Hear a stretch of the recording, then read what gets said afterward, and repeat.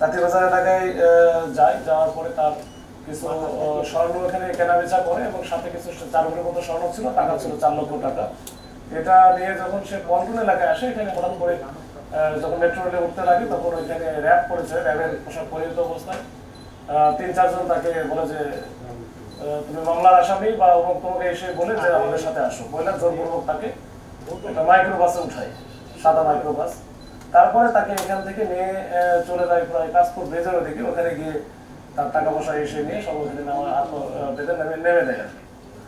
তো এই ঘটনার প্রেক্ষিতে আমাদের কাছে যখন এটা আসে তখন আমরা এটা নিয়ে কাজ করি। আমরা লোকাল কিছু সোর্স আর বিশেষ করে তথ্য প্রযুক্তি ব্যবহার করে আমরা লেক্সেল সংগ্রহ করি বা যেটাই হোক আমরা এই ব্যবহার করে আমরা এটা ডিটেক্ট করি।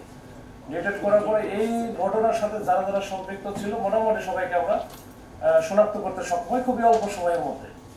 এর মধ্যে আমরা এই যে তাদের একটা ফাঁদ পাতার পরে আমরা গত 3 দিন যাবত তাদের পিছনে আসি এবং তাদের অ্যাক্টিভিটিস গুলো আমরা দেখতেছিলাম। তারা কিন্তু প্রতিনিয়তই এই কাজগুলো করে যাচ্ছে, মানে এই যে ডাকাতি করা বা যে বিশেষ করে ওই কেন্দ্রিক, মানে যে তাঁতিবাজার কেন্দ্রিক যত ঘটনা ঘটে ম্যাক্সিমামই তারা এই কাজগুলো করে। তাদের 4-5টা সংঘবদ্ধ চক্র আছে, বিভিন্ন এলাকায় কাজ করে এবং এদের কিছু নেতা আছে যারা এটা সমন্বয় করে।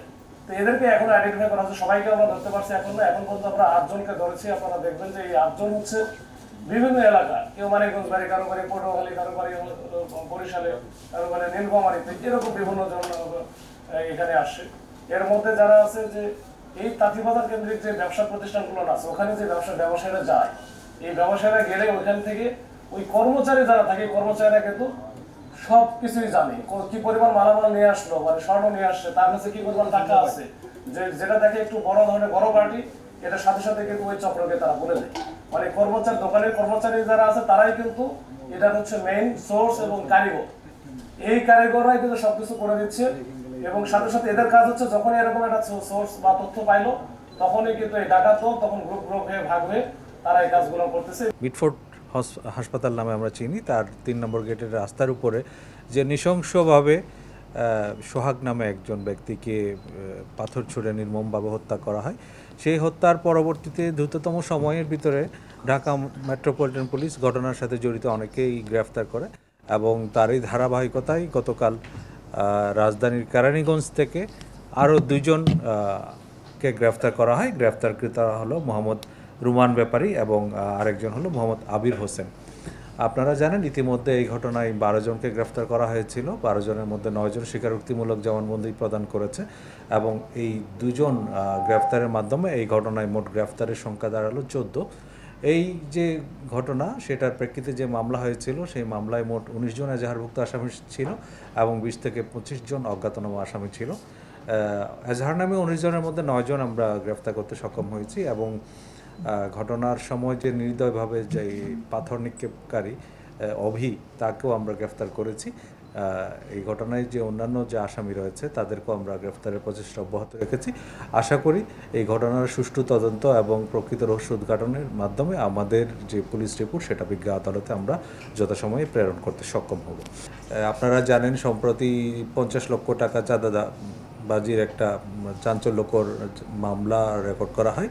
সেই মামলার প্রেক্ষিতে গতকাল যে জান আলম অপু নামে একজনকে গ্রেফতার করা হয় এবং তার গ্রেফতারের পরবর্তীতে তার বক্তব্য এবং তার দেখানো মতে তার মোহাম্মদপুরের বাসা থেকে একটি মোটরসাইকেল উদ্ধার করা হয় এবং সেই যে মোটরসাইকেলটি গত 17 জুলাই নতুন কেনা হয়েছে মর্মে সে বলেছে এবং প্রাথমিকভাবে এই মোটরসাইকেল কেনার অর্থের উৎস এবং সব কিছু আমরা খতিয়ে দেখছি এবং এই ঘটনার সাথে জড়িত অন্যান্য যারা রয়েছে তাদেরকেও আইনের আওতায় নিয়ে আসার জন্য চেষ্টা করছি।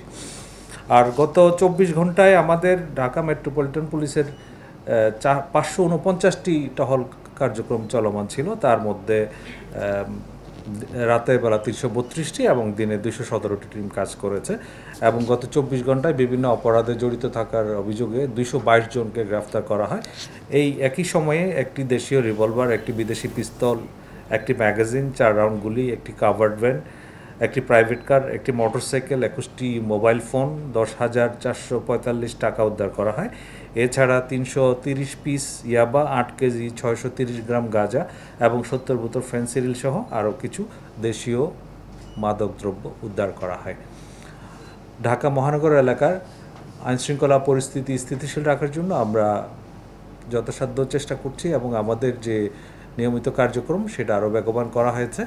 আশা করি আইনশৃঙ্খলা পরিস্থিতি বর্তমান যে অবস্থা তা আরও উন্নতি হবে। সম্মানিত নগরবাসী যারা রয়েছেন, আইনশৃঙ্খলা বাহিনীর পরিচয় দিলে আপনারা এরকম কোনো বিষয় যদি আপনাদের সন্দেহের উদ্রেক হয়, আপনারা অবশ্যই 999-এর মাধ্যমে সেটা যাচাই বাছাই করে দেখতে পারবেন, অথবা নিকটবর্তী পুলিশ স্টেশনের যে নাম্বারে যোগাযোগ করে পুলিশকে অবহিত করতে পারেন।